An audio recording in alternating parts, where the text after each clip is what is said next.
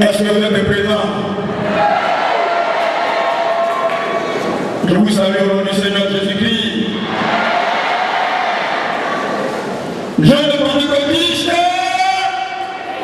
puissant même pas puissant, hein? Dieu vous a donné d'être puissant ou bien? Jeune pentecôtiste, puissant, Dieu. Alléluia. Mais ce n'est pas moi qui a fait la demande, mais c'est l'Éternel qui a positionné. Il a regardé dans ta minute, dans votre famille, et il a mis les gens et il t'a choisi, et il t'a mis sur mon but. Il a dit, moi je peux bébé, divin, j'ai besoin de toi, c'est pour toi. Toi qui n'as pas fait la demande, quel honneur de solliciter de ta souveraineté, la position de puissance. On n'a pas fait la demande, mais c'est Dieu lui-même qui a regardé, jeune fille, jeunes gens, pentecôtistes, et il t'a déclaré puissant. Alléluia.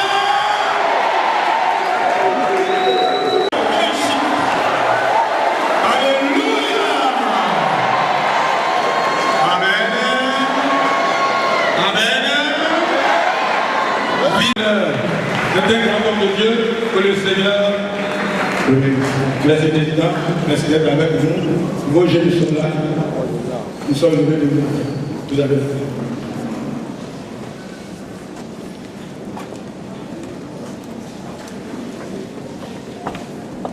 vous enrichisse et que vous puissiez partir de cette convention avec la grâce et l'onction de Dieu sur votre vie.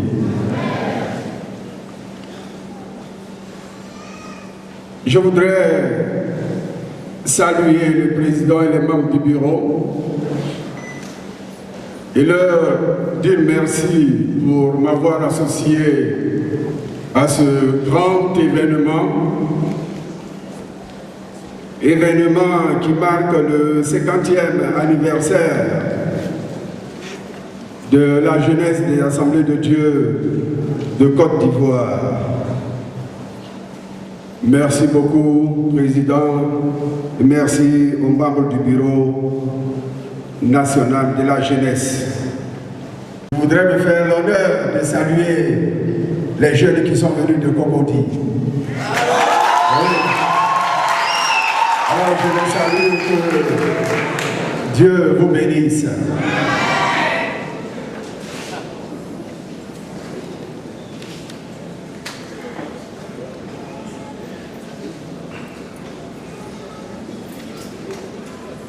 Je n'oublie pas de vous transmettre la salutation de mon épouse, qui en ce moment précis est en train de prier pour moi, mais prie aussi pour vous. Que la grâce du Seigneur soit notre partage. Je vous invite à prendre vos Bibles et nous allons faire la lecture. Vous connaissez déjà le livre et vous connaissez déjà le texte. Puisque un thème a été donné autour d'un texte, et vous avez déjà lu ce texte avant de venir ici et pendant que vous êtes ici. Nous continuerons de lire ce texte et donner l'orientation qui nous a été donnée par les responsables de la jeunesse. Colossiens chapitre 1. Colossiens chapitre 1. Nous lirons à partir du verset 24 jusqu'au verset 29. Colossiens 1, 24 à 29. On se tient debout pour la lecture de la parole de Dieu. J'aime bien faire cela à Cocody. Nous voulons donner un caractère solennel à cette parole qui n'est pas la parole d'un homme, mais la parole du Créateur. La parole du Seigneur des Seigneurs, alléluia. La parole du Maître de tout l'univers, celui qui au commencement a créé le ciel et la terre, et qui règne au siècle des siècles. Que sa parole soit toujours précieuse à nos yeux. et dans nos cœurs. Colossiens 1, 24 à 29.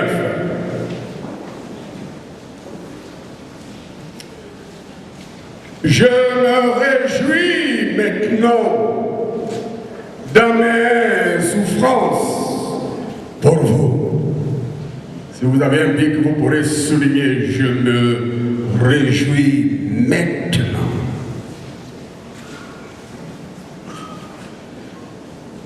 Je me réjouis maintenant dans mes souffrances pour vous.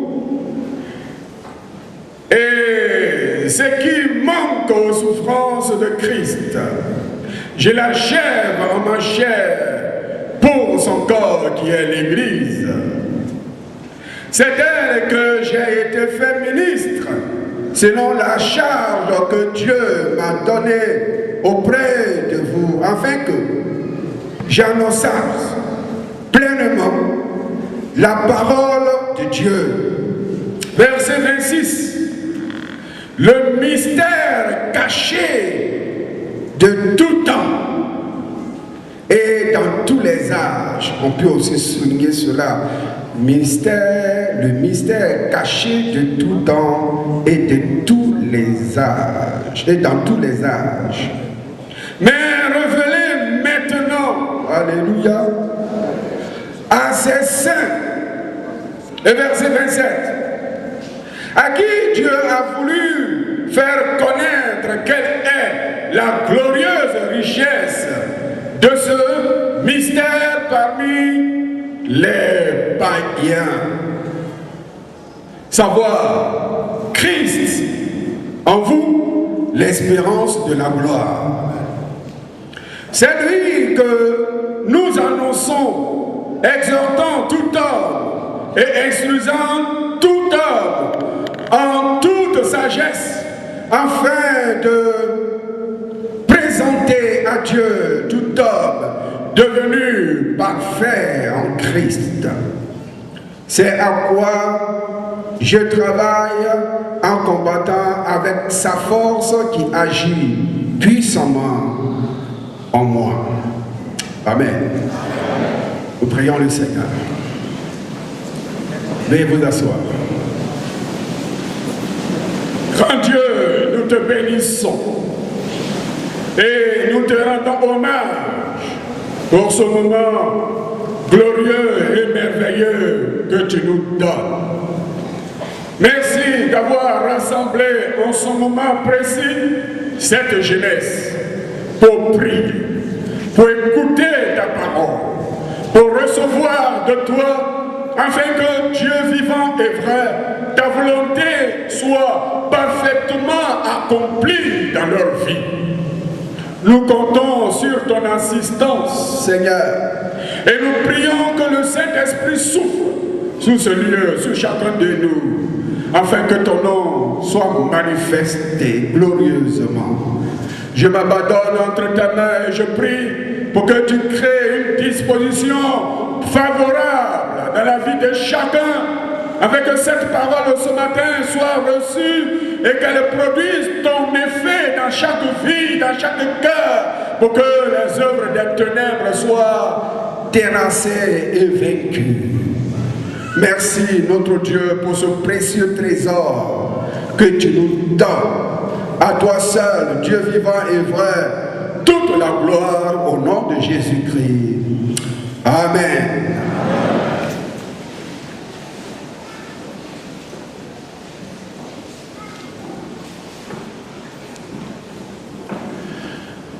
J'exprimais ma grande joie d'être avec vous, chers amis, pendant ce moment, parce que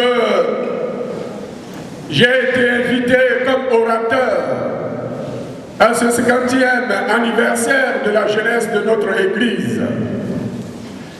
Mais je suis davantage heureux parce que il est question ici d'un sujet très important. Et si nous avons compris ce sujet, nous sommes heureux. Amen. Si nous avons compris ce sujet, nous sommes heureux. Parce qu'il est question ici de fondements essentiel du plan et de la volonté de Dieu pour le monde et pour les hommes. Le principe vivant de la vie, c'est de cela qu'il est question. Alors, nous pourrons fonder notre espoir, notre espérance, non sur les systèmes, non sur les valeurs de ce monde, mais sur la valeur de Dieu. Mais sur la valeur de Dieu, sur les normes de Dieu, sur le principe de Dieu. Notre vie aura donc un objectif clair et précis, parce que nous aurions été consacrés ou connectés par le Saint-Esprit aux réalités spirituelles.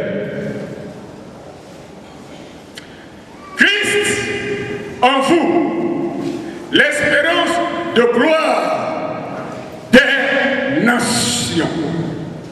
C'est de cela qu'il est question dans mon intervention.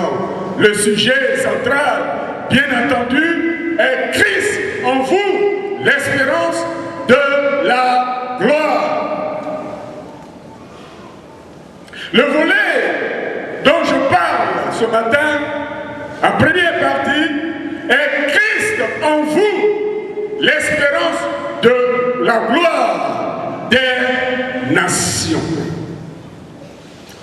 Nous avons lu la parole du Seigneur, le livre de Colossiens, chapitre 1, du verset 24 au verset 29. Et nous avons, j'attirer votre attention sur certaines expressions. L'apôtre Paul qui dit au verset 24, « Je me réjouis maintenant dans mes souffrances pour vous. » Il le dit aux Colossiens, mais il le dit aussi à nous tous. Il disait donc, « Je me réjouis maintenant dans mes souffrances pour vous. » Il y a ici apparemment un paradoxe. Paradoxe parce que l'apôtre Paul parle de souffrance. Et quand on parle de souffrance, on parle de peine, on parle de difficultés, on parle de situations compliquées et difficiles à vivre. Et face à cette souffrance, face à cette difficulté, face aux épreuves, au lieu de se plaindre, au lieu de soupirer, l'apôtre Paul dit, je me réjouis. Vous voyez, chère jeunesse, vous voyez, chers amis, face à la souffrance, c'est le gémissement en général et par principe. Mais ici, au lieu de gémissement, au lieu de douleur manifeste, l'apôtre Paul se réjouit. Il se réjouit dans la souffrance. Alors, le mystère que nous découvrons, pourquoi l'apôtre Paul se réjouit-il dans la souffrance? C'est parce qu'il y a quelque chose qui, en face de la souffrance, donne une espérance plus que la douleur de la souffrance.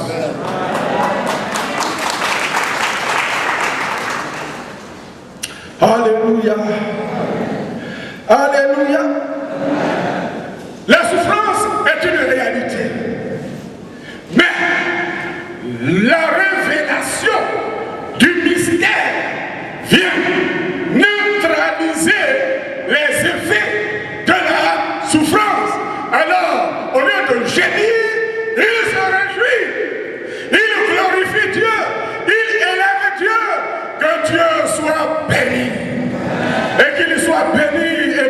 l'éternellement. Alors nous aussi, nous devons connaître et découvrir ce mystère grand et merveilleux.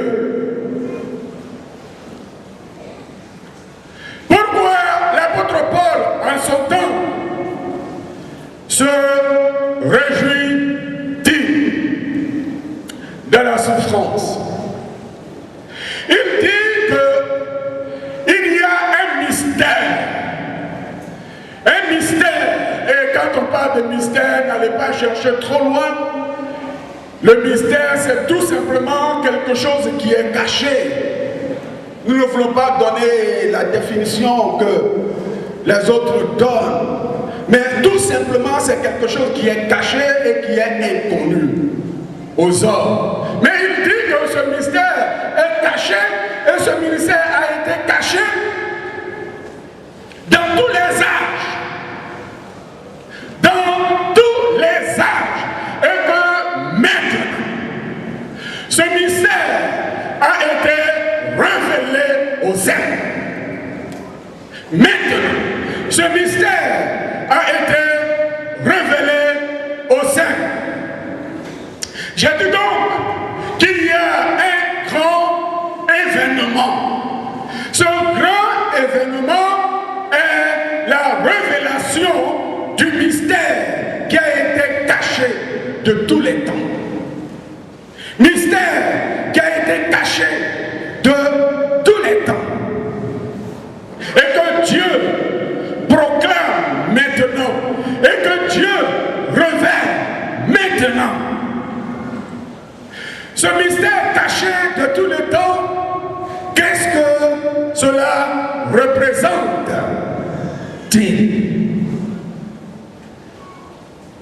Dieu est l'auteur du monde et de tout l'univers. Il est le créateur. Amen. Dieu est créateur. Il est Seigneur de tout l'univers. Et frères, sœurs, jeunesse, cela est important. La Bible dit que Dieu existe et Dieu est créateur. Qu'est-ce qu'on nous enseigne dans nos écoles, dans nos lycées, dans les universités? On nous enseigne que l'homme n'est pas créature de Dieu. On parle plutôt de l'évolution. Et l'homme est lié à d'autres espèces qu'à l'espèce qui est Dieu, dans l'éternel est Dieu. Mais la Bible, parole de Dieu, nous connecte aux hommes, plutôt à Dieu. La Bible nous connecte à Dieu. Et cela est la vérité. L'homme a camouflé cette vérité. Et cette vérité aujourd'hui, dans notre monde, n'est pas connue. Mais béni soit Dieu. Parce que nous avons la révélation du Seigneur. Et nous savons que le monde est créé par Dieu. Et nous avons été créés par Dieu. Alléluia. Oui, cela est la vérité de la parole de Dieu. Et nous avons été créés par Dieu. Nous sommes l'ouvrage de ses mains. Dieu a créé le monde, Dieu vous a créé, Dieu m'a créé, Dieu a créé l'homme, Dieu a créé le monde. En fondant sa création sur sa sagesse infiniment variée. Il a créé le monde et il a fondé le monde sur sa sagesse infiniment variée. Mais Dieu a aussi créé le monde dans son omniscience, c'est-à-dire la connaissance parfaite de tout temps et de toutes choses. Dieu a créé le monde et il a créé l'univers. Et Dieu, dans son omniscience et dans sa sagesse, en créant le monde, en créant l'univers selon Genèse, il y a quelque chose que Dieu a placé. Il y a un programme, il y a un plan qu'il a conçu. Mais ce plan a été caché. aux anges et a été caché aux hommes et a été caché à tout l'univers. C'est cela que la Bible appelle le mystère caché de tous les temps. Caché aux anges, caché aux hommes, caché à tout ce qui existe dans tous les temps. Vous voyez, chers amis, Dieu a créé le monde comme je le dis, et en créant le monde, il a mis l'homme au centre de sa création. Il a mis l'homme au centre de sa création. Mais cette création était une création merveilleuse. Et l'homme n'avait eu qu'à contempler la création de Dieu. L'homme avait un regard contemplatif. Il regardait et il voyait les merveilles de Dieu. Il voyait la gloire de Dieu au travers de la création. Et l'homme avait une communion parfaite et merveilleuse avec Dieu. Il y a eu ce temps glorieux et ce temps merveilleux. Mais malheureusement, à un moment donné des temps de la création, le regard contemplatif, le regard merveilleux de l'homme, la vie merveilleuse et glorieuse de l'homme, vie connectée à Dieu, vie en harmonie avec la création, avec les principes divins, cette vie va connaître un bouleversement. Et la vie qui a été créée, et la vie merveilleuse, et l'existence merveilleuse accordée à l'homme va se transformer en une existence douloureuse. Vous suivez avec moi? Amen. Vous suivez avec moi? Dieu a créé l'homme. Et tout ce que Dieu a créé est bon et merveilleux. Et c'est dans ce monde que l'homme vivait. Et l'homme avait un regard contemplatif quand il regardait, quand il examinait, quand il vivait la vie que Dieu lui a donnée. Mais à un moment, il va voir l'intervention du diable. Il va voir l'intervention de Satan.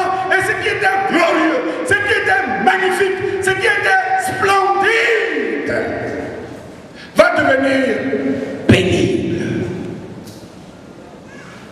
va devenir douloureux. Alors la vie va basculer d'une vie glorieuse, d'une vie splendide à une vie misérable, à une vie douloureuse, à une vie pénible. La vie va donc changer de régime et de principe. Vous me suivez? Nous parlons ici des fondements importants de la vie. La vie va changer. Alors l'homme désormais va être un être. Au lieu d'avoir le regard contemplatif, il va voir le regard hagard. C'est-à-dire un regard perdu. Un regard perdu parce qu'il y a eu infiltration de la douleur, il y a eu infiltration de difficultés, il y a eu infiltration de souffrance. Alors la paix, la tranquillité, la sérénité, la communion avec Dieu vont faire place à la maladie, au soupir et au manque. Au manque, j'ai dit cela parce que à partir de ce temps, l'on va sentir des manques, des besoins. Ce qui n'était pas le cas au début. Et nous tous qui sommes là aujourd'hui, nous vivons dans ce monde, mais nous connaissons des manques, nous connaissons des besoins. Est-ce qu'il y a quelqu'un ici qui n'a pas de besoins? Est-ce qu'il y a quelqu'un ici qui n'a pas de besoin? Oui. Reconnaissons-le naturellement. Des besoins. Il y a la maladie. Il y a besoin d'habits. Il y a besoin de nourriture. Il y a besoin de ceci. Il y a besoin de ceci, de cela. Et le travail, qui était un sujet d'épanouissement et de gloire, va devenir quelque chose de pénible. Nous cherchons tous du travail. Nous prions dans nos églises pour qu'il y ait du travail. Mais aujourd'hui, le travail dans le monde est devenu quelque chose de pénible. On le cherche parce qu'il faut vivre par ça, mais il faut reconnaître que le travail est pénible. Il faut se lever. Il y a des lois, il y a des principes, il y a ceci, il y a cela. Quand on n'a pas le travail, on est dans les difficultés. Quand on a le travail, il y a encore la paix. Si vous travaillez, vous direz Amen. Parce qu'il y a de la paix. Il y a de la douleur.